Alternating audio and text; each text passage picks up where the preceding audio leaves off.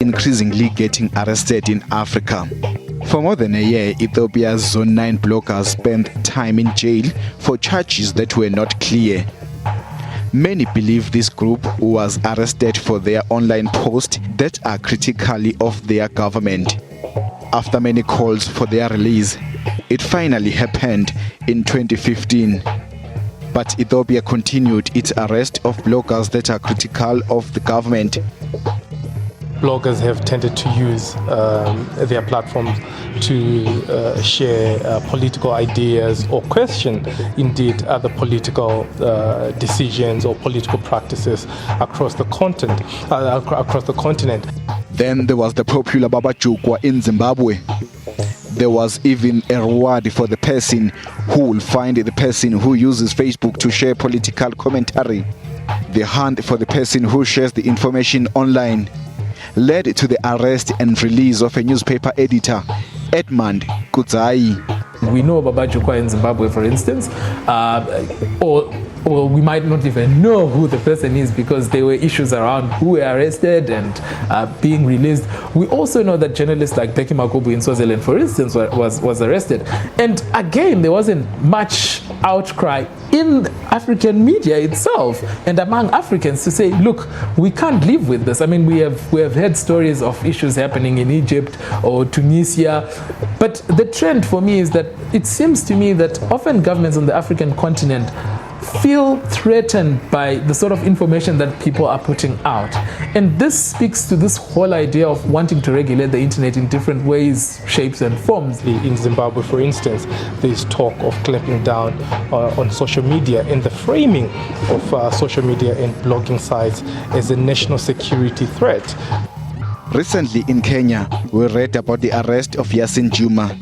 He has shared photographs of the attack on Kenyan soldiers in Somalia. He was suddenly investigated for the misuse of a licensed telecommunication gadget under Section 29 of the Information and Communications Act. There's acts where the government is using to arrest the online users. Basically, if you say something that a government official doesn't like, then they go back to that part of the act, Section 29 of the Information and Communication Act, and arrests for misuse. Such efforts to control the information have been condemned by different rights bodies, including the Committee to Protect Journalists. Now, WhatsApp reached 1 billion users recently, but the messaging site faced some challenges. Let's take a look at this story.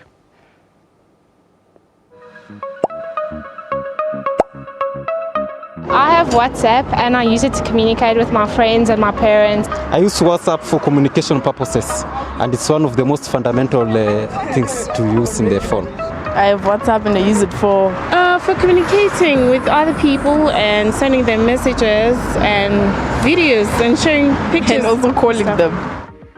These are some of the reasons why WhatsApp is popular. The multi-platform app reached a milestone of 1 billion users in the last week. WhatsApp has about 42 billion messages and 250 million videos sent over it daily across the globe. In his excitement, owner of WhatsApp, Mark Zuckerberg, sent out this statement. WhatsApp community has more than doubled since joining Facebook. We've added the ability for you to call your loved ones far away. We've also dropped subscription fee and made WhatsApp completely free. The instant messaging service started off on a subscription business model.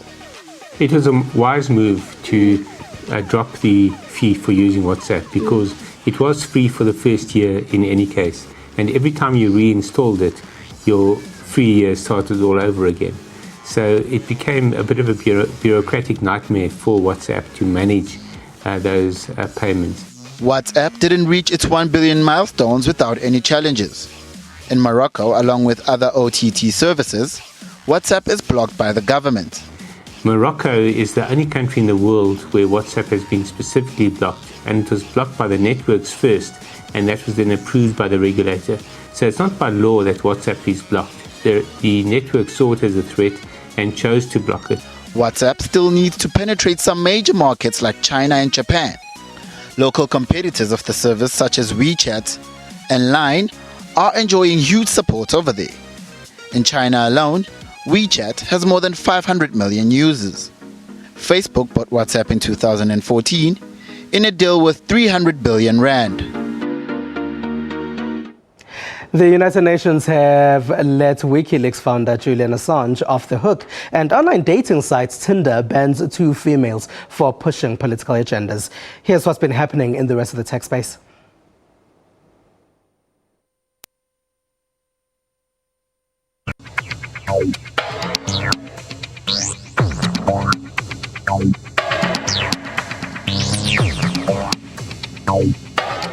WikiLeaks founder Julian Assange is a victorious man.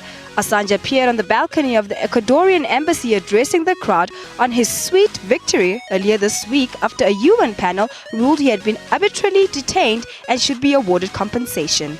We have today a really significant victory that has brought a smile to my face, and I hope many others as well. Thanks. Twitter makes it into the wrap again this week.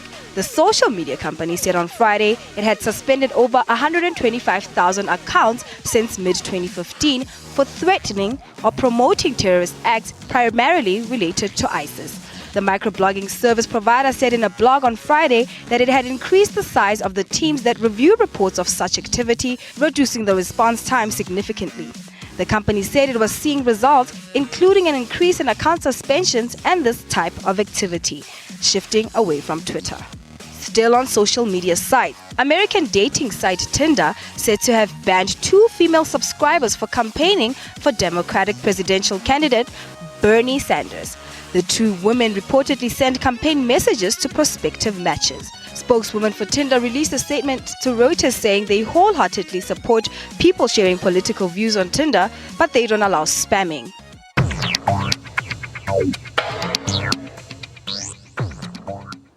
All right, it's SABC Network on Facebook, Twitter and Instagram. After the break, we talk about credit card information that's sold on the deep web. Stay with us.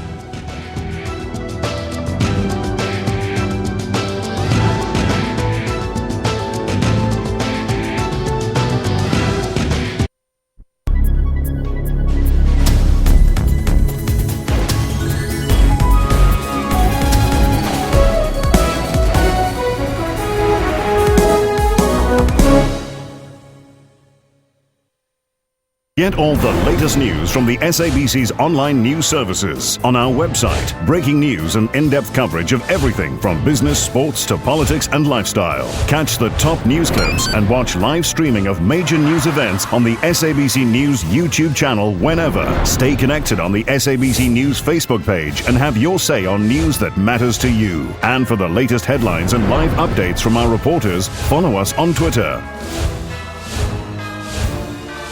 SABC Digital News, anytime, anywhere.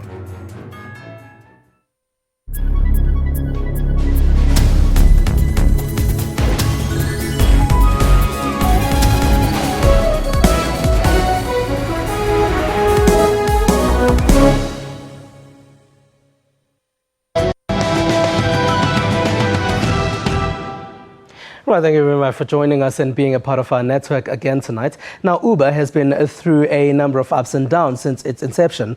Though great for commuters, some users of the taxi hailing app have been complaining about stolen accounts. Take a look. Ever since its launch, taxi-hailing application Uber has seen some good and bad days.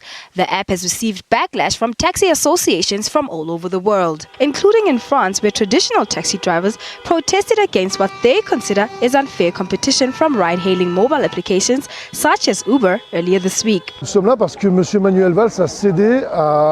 are here because Mr. Valls gave in to the taxi's demands and suddenly made us outlaws. We've been working for years. We pay tax. We have as many taxis as the taxis do. They have had a monopoly for the past 30 years, and we are suddenly told we can't work any longer. So that means around 10,000 people will have to go jobless. On the contrary, some Uber users see the app as God's gift to commuters. This one shows that owning an Uber account can also be a nightmare, as it creates a money-making opportunity for online criminals. And here to talk about online security breaches and how to better protect yourself against such is Darren O'Brien. He is the country manager at software company Trend Micro Southern Africa. Hello and welcome. Thank you very much. Thank you for your time. Now, you did research on Uber. Yes. Why did you decide to do this research, and can you tell us briefly about it? Yeah, very briefly. We did a little bit of analysis on the deep web, where effectively criminals go and buy, information, lots of illegal activity which happens on the deep web, and very much it's what's demanding the price. That's what's driving the price up these days, and particularly around personal information, and as well as Uber account information, which is very interesting. Let's start with maybe discussing how this information would be stolen. Okay, no problem. There's probably three quick ways which a consumer would be hacked or they're compromised. The first one would be having a look at commonly used passwords. Most commonly used password in the world today is 123456. And guess what number 2 is? Password. So very, very easy if you're using common passwords. So people are still using those? Very much so, I'm afraid. And the third most commonly used password is 12345678. So not much change has happened there. One of the other ways also is getting a user to click on an attachment or a link to a malicious website and really getting them to disclose their information. And lastly is just a system vulnerability where if you haven't updated your PC, your signatures or your patches, etc., very easy for hackers to get that information. Do hackers target certain people? I do know that with the link it could just about be anybody. Correct. But are there certain people that are targeted? Very much so. So what we call it these days in the industry is a spear phishing attack. So very much customized for you personally or for an industry or for a company, and very much targeted where you would actually think the email is coming from a friend, a boss, a colleague, etc., which you think the attachment would be safe to open. So now these hackers that we're talking about tonight are not using the information themselves. They're selling the information. Correct. They're actually selling it on the deep web. How does that work? So effectively the deep web is a part of the internet which is not accessible from your traditional search engines. So content there has to be accessed by a custom app. The biggest one on the market these days is Tor, and it really gives you the ability to mask who you are, your IP address, etc., and allows hackers to sell that information to criminals. You look at an Uber account, on average they were spending about $3.78 per account, and on PayPal, $6.40 if I remember correctly for a PayPal account with about $500 in that account. So when then that, because we've discussed the dark web quite extensively in this program, especially with Silk Road, yes, with that story. So when they are then selling this information, do people start bidding online for the information and for this credit card information? So what actually our research showed us was that it's quite a mature underground belly. Now, most of the information sitting on the deep web is not illegal. It's mainly databases which are inaccessible to you and me or to general people on the internet. But you do get the dark web, which is really open to a lot of malicious and a lot of illegal activity, where people can actually just sell the records. So it's not an auction. There's enough of them over there. It just really proves that the hackers really are an active bunch these days, and they're making money out of it. Mm-hmm. And why have authorities not clamped down on these? You do say that the IP addresses are hard to find, but people are there, so they are known to exist. Very much so. So if you look at Silk Road, it took around 2 years to close that website down. It's just difficult to regulate when you don't know what the information is. So if you look at Tor, one of the biggest users of Tor is the US government. So a lot of US government databases, etc., are in the deep web. But obviously it's very difficult to regulate and to track if you're not aware of the content in there. That said, I'm pretty sure that they will be targeting a lot of the big illegal websites. But it's difficult, time-consuming, and at the end of the day, costs lots of money to do. Mm-hmm. You're talking about the difficulties of regulation. So once information has been sold there, is there a way that people can get it back and it can be stopped? Very difficult. Once it's gone, it's very much gone. If you look at the information which is being sold, a lot of it is personal information such as ID numbers, credit card details, home address, etc., which the criminals can actually use to create identity theft or fraud on your behalf, open up a bank loan, etc. on that side. So, once that information is gone, it does take a lot of time and effort to ensure that, you have recently updated your passwords, your information, and notified the correct banking authorities, etc., around what may have happened. Is there a big market for these accounts? I know that if someone wants to use it themselves, obviously that's a different case altogether. So is there a big market? Are people hungry to buy other people's credit card information? Well, you know, what we heard around is that the illegal trade, which actually happens on the deep web, is probably bigger than the US drug market. So billions of dollars happen on there each year. Silk Road alone was about $1.2 billion a year before they closed it down. So, you know, there is a lot of money to be made out of this. Hackers aren't, you know, some young notoriety guy looking for a little bit of fame. Yep. It's big organizations which are making money out of this information. All right, so Darren O'Brien from Trend Micro, Southern Africa, thank you very much for being a part of our network tonight. Thank you very much. All right, thank you. Now, Beyonce has released her new single Untitled, the streaming platform she co-owns with other musicians. Rihanna also chose Tidal for the release of her new album, Anti. Beyonce's song is being seen as the continuation of several discussions, including Twitter's hashtags Black Lives Matter. As a result, it has garnered a huge response from social media users in America and here in South Africa. These are the stills from the music video everyone seems to be chatting about. Beyonce's Formation was launched on streaming service Tidal on Saturday. Since its launch last year, the service hasn't been seeing the numbers it's been hoping for, so Beyonce's new offering could help. If she releases such a significant track on Tidal, it also means that Tidal gets more awareness and the long-term potential for the Tidal platform is stronger. The digital service has also started new conversations on social media. One can clearly see images that depict Black Lives Matter protests and those that represent police brutality towards black people in America. These have been important themes on social media since 2012. In terms of whether Black Lives Matter. There's also a lot of entertainment issues, as we can see with the Oscars So White hashtag. So for Beyonce, it was a perfect opportunity to ride the wave of awareness that she has going right now and push it towards a social issue that she's obviously passionate about. At a time when there is criticism of the Oscars being too white, and South Africans on social media have also been discussing issues of race and racism. The video also celebrates afros, her husband's big nose, and other symbols that represent black people in America. Largely ignored the Tidal music streaming service up until now are probably likely to go there to find Beyonce's new offering.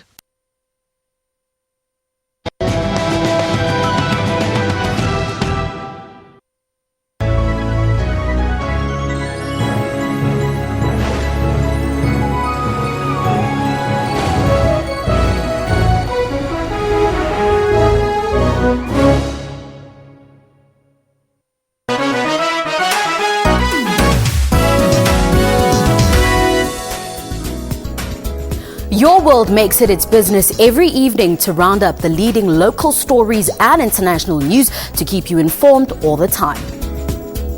Make a date with Your World every evening for all the news headlines around the world to keep you abreast with knowledge. Catch Your World for headlines across the world every Monday to Friday from 9 p.m, then Saturday and Sunday from 7 p.m.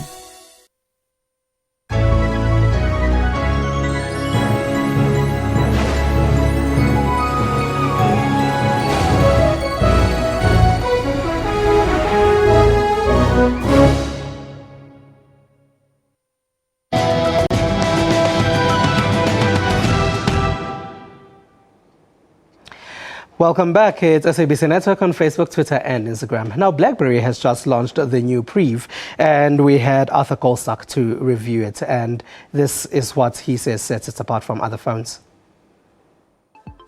Everyone thinks BlackBerry has disappeared, that the smartphones that defined the smartphone revolution are part of history. Last year, BlackBerry made a comeback with the Z10 smartphone, and also the Z3, which cost a lot less than the Z10. And people assumed that if those phones didn't take the market by storm, then BlackBerry really would go away. Well, they're still in the market, they're still doing reasonably well, the Z3 still sells, but now BlackBerry is really back with a dramatic new device, and that is the Prive. The Priv is a beautiful device. It's got a curved edge, along with the Samsung S6 Edge and Edge Plus. It's the only phone with a curved edge screen in the world, certainly from mainstream manufacturers. But what really makes this a dramatic device is the pull-out keyboard. So it's a full QWERTY keyboard, but what's also amazing about this keyboard is it serves as a trackpad as well. If you, for example, call up your apps and you run your finger up and down the keyboard, it's like a trackpad. It's a full-on Android phone with the Android operating system, with Google Chrome and the Google Play Store connected to the device as well. So it allows you to download any Android app that's available to any other Android phone onto this device. And that's the way BlackBerry hopes that it'll become part of the new smartphone world that had left it behind when it was using its own operating system. All right, let's see what some people have been sharing on social media. Hashtag Colin Maina has been a popular trending topic in South Africa in the last few hours. This as ANC Youth League supporters did a sign indicating that he gets off the stage when Maina was delivering a speech. He was declaring a civil war against Julius Malema and those he referred to as his monkeys. Some were calling for his resignation as the ANC Youth League president. Mamelodi Sundowns was also trending today. The Pretorians opened up a 6-point lead at the ABSA Premiership Summit with a 5-2 defeat of Free State Stars on Sunday afternoon. Nelson Mandela's grandson, Mandla Mandela, has been another chatting point because of his wedding. Right, we leave you with a video showing 2 Russian cosmonauts embarking on a spacewalk outside the International Space Station. Remember, it's SABC Network on Facebook, Twitter and Instagram. It's newsnetwork at sabc.co.za on email. From me and the rest of the network team, have a good one.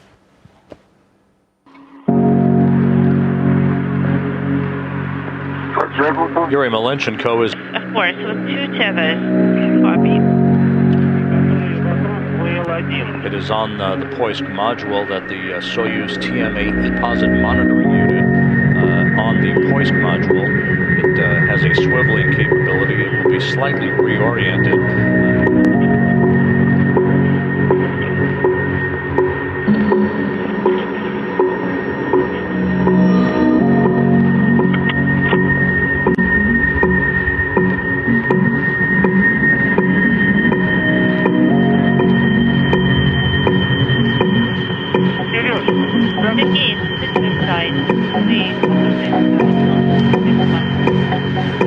Okay, we got it.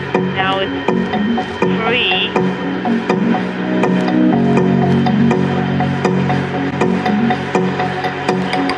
Let's activate the power. Put it on.